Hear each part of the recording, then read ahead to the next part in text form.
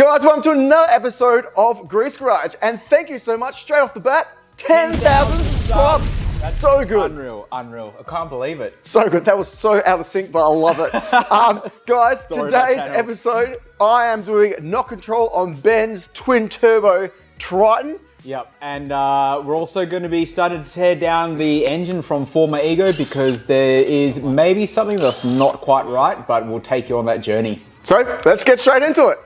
Let's go. If you're new watchers to our channel, you're probably wondering, what is this thing? This is our twin turbo Triton. Yes, that is a fire extinguisher. It also has a wastegate on the intake. Now, we have dynoed this thing before and it went really bad.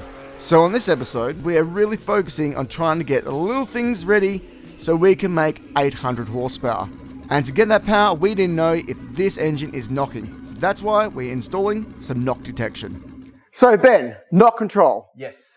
What is knock control and what are we doing and why is it different? Okay, so with knock control is when you send a knock signal or one of these, which technically is just a microphone that bolts into the side of your engine. True.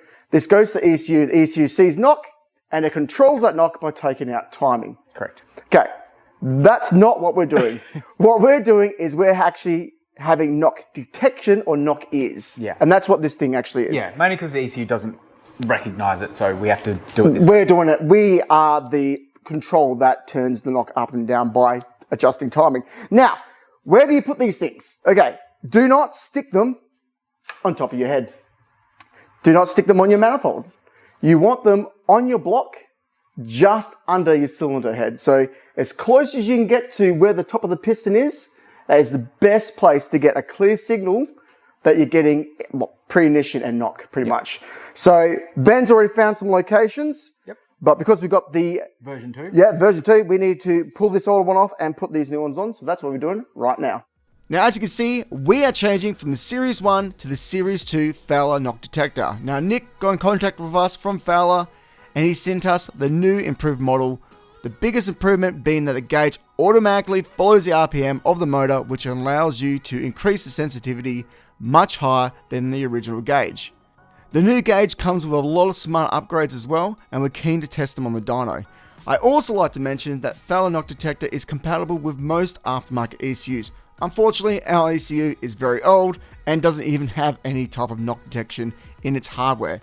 So having this gauge is actually a winner for us because we're still going to be able to see any knock when we're out on the track. All right, Ben, there we go, mate. Just chuck these on. Copy that. And easy as that, this is done. So how good was that? This was way easier than the Gen 1. Yeah, look, the hardest part was probably taking the old system off and putting these clamps on. That was it. Everything else just was plug and play. It was fantastic. Now, we would love to show you how it works, but we're going to have to wait until the car is running again because we need to put the fuel cell on. Yeah. Are we going to do that today? We can try. We can try. So we're going to try and cut this up and see how far we get. But literally a huge improvement over Gen 1. Yeah, and when we do hit the dyno... And Gen 1 was a great product. Yeah, it was. And as I say, is when we're in the dyno, like we'll make sure we got, some video of this setup so you guys can actually see this in action because, yeah, for what you pay, what you get, like, honestly cannot speak high enough of how fantastic this is. So thanks again, Nick. Appreciate you, buddy. Thanks, mate. Let's get on to it, Ben. Now, while Ben's doing that, we're going to start pulling apart this engine. But in the meantime, we've got Christiaan here from Diamond Oils. Now, Christiaan, we've used Diamond Oils in Ben's burnout truck, and I think the only reason it stayed together is because of your amazing oil. Tell us a little bit about how it works and what makes your oil better than the rest. Pretty much, it's all Australian, so we're an Australian company, master blended over in Victoria, pure base stocks from America, only from America, and we go through a procedure where it's, we hot blend our oils to, stabilise it, for methanol, race fuels, E85, abuse like this little Triton's going to have. It's been through a bit already, but yeah. But basically, we want to provide a little niche in the market where people can go.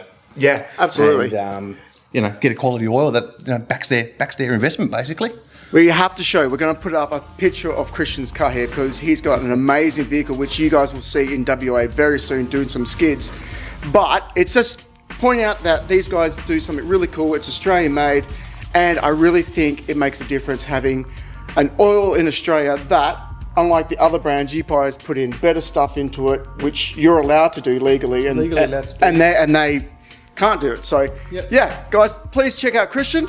And in the meantime, while Ben's mucking around with that, I'm going to be pulling this apart and crying. Probably. Now, if you're wondering why we're taking this apart, it's because of this footage. As you can see, these pistons, by Ben's definition, look like they've been sandblasted. And is that a piece of metal on top of that piston?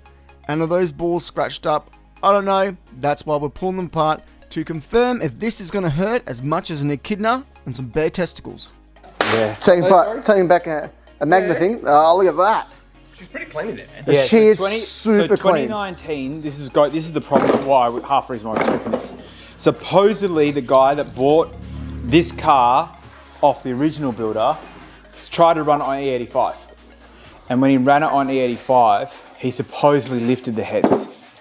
Okay. So, from what I was told by the original owner, he said that when that happened, he serviced the heads and put new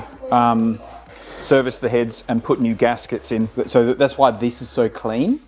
Now, because we're taking off their heads, there is a certain order that you have to do these things, so let's go through it. First off, you gotta take your valve covers off, and if it's an overhead cam, the next thing you wanna do is back off your rockers. And what that's gonna do is gonna let those valves go all the way up, so there's no kiss in between a valve and a piston. Next thing you wanna do is take your timing belt off. We have to remove the tensioner, and then the belt just slides off. As you can see, the cam will now move freely, so that's why we want to lift those valves up in the first place. And the next thing to do is undo the head bolts. You gotta do them in a certain order, and that just helps prevent any warpage on the head. Ben, are you ready? Is this recording? 100%? This is Just double check. It is recording, all right. Okay.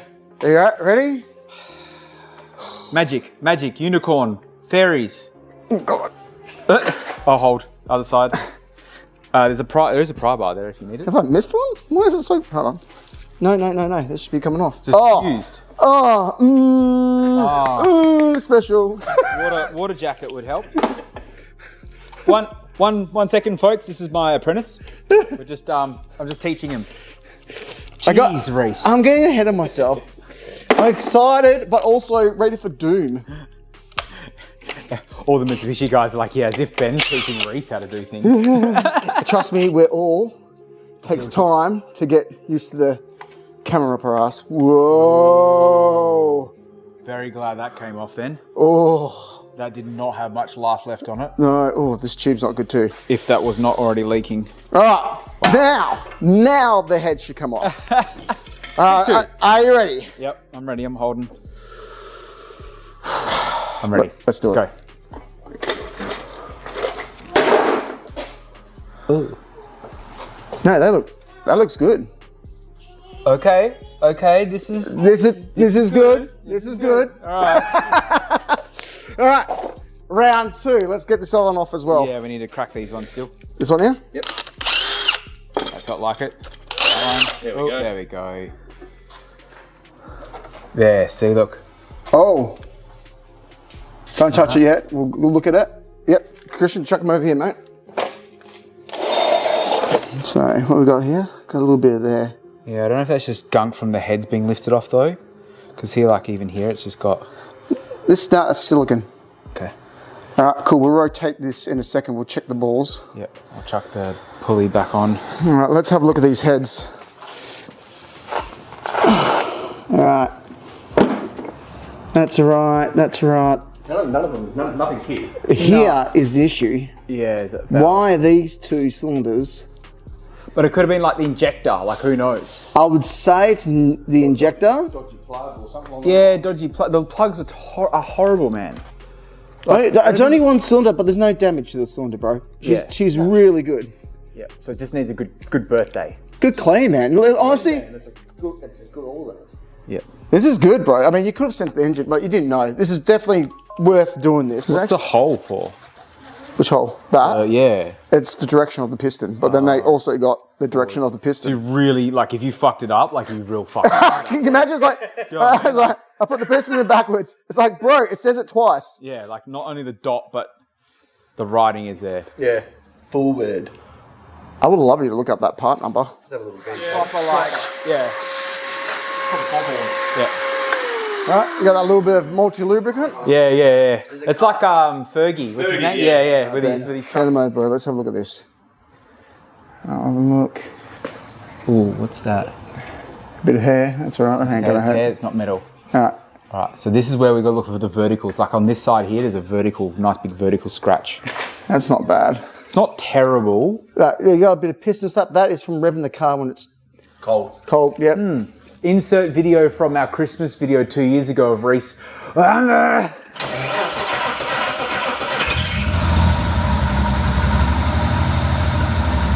Listen to that 6G purr.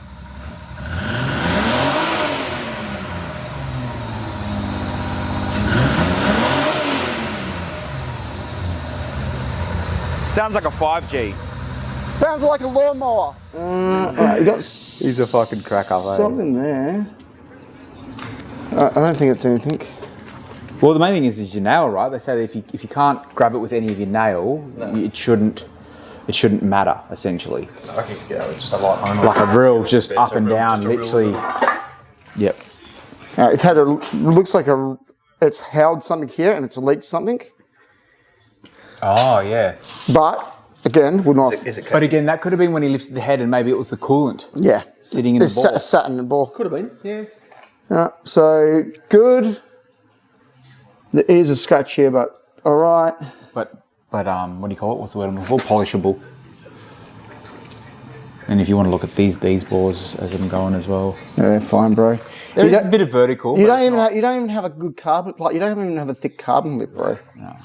Let's change to the other side. Let's have the other side. This side, very, very good. Yeah, see like that? See that fucking... There's obviously a mark here. Is that catch you now? Nah, it's nothing. Again, it could be just something sitting, like the littlest bit of water was sitting here. Yeah. So best case, worst case, set of rings. Keep going down. Light hone. Like, because I don't think the rings would be anything special on them. It's the pistons that do all the work, right? Yeah. You can get gapless rings now. Just looking at the pit deck height too. Look at that. It's right on the...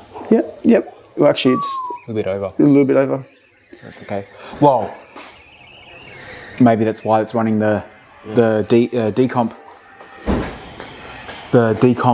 head gasket. Yeah. Just to... I would say so, to relieve it a little bit. Yep.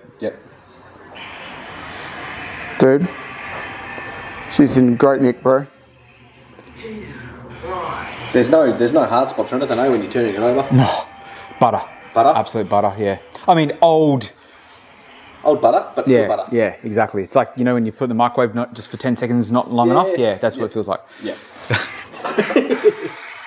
As you can see, this engine is extremely dirty. So what we're going to do is we're going to give this thing a rebuild. So we're going to continue stripping it out, making sure there's no surprises, ready for the rebuild shop.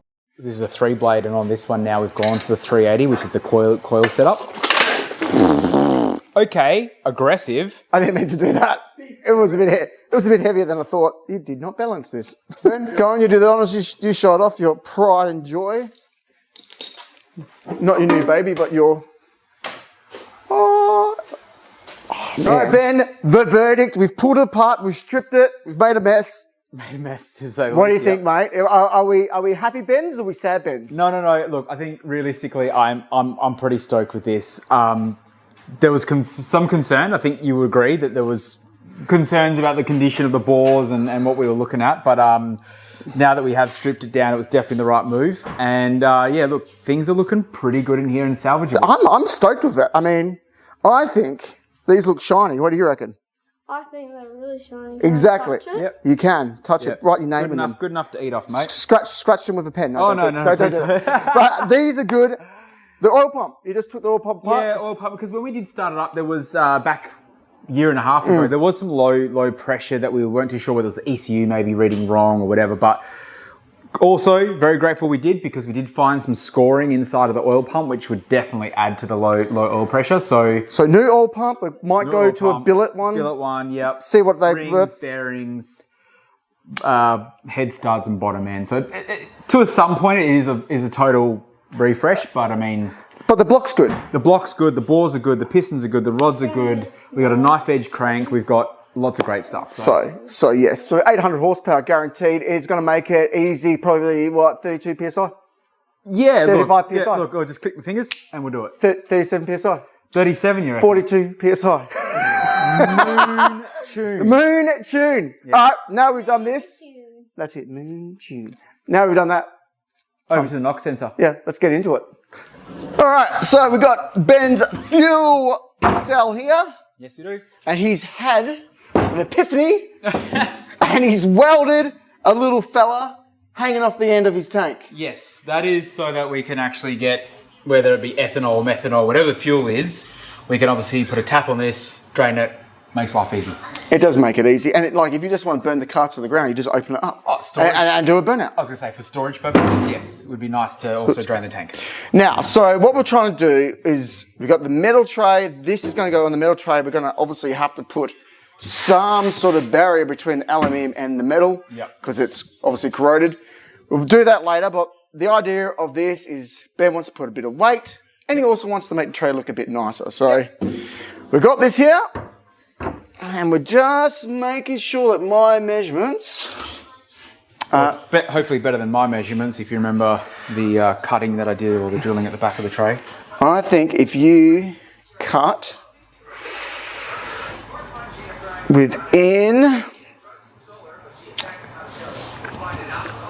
Literally, if you cut the blue, I think we're going to be all right and it should slide straight in. That's the theory. Let's see how confident. Let's see how good I am. Okay, let's go. Probably going to fail.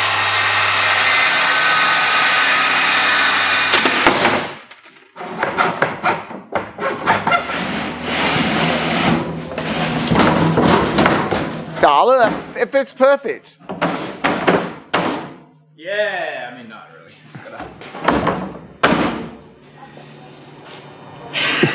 There's bolts and everything here. I can't put this in right now, Reese. No, we need to. You need to give everything a proper sand over. But I've helped you. That's done. We're calling it, are we? We're calling it. All right, let's clean up and then let's do it. Oh, Ben, yes. it looks pretty good, mate. Look, it's a few steps forward.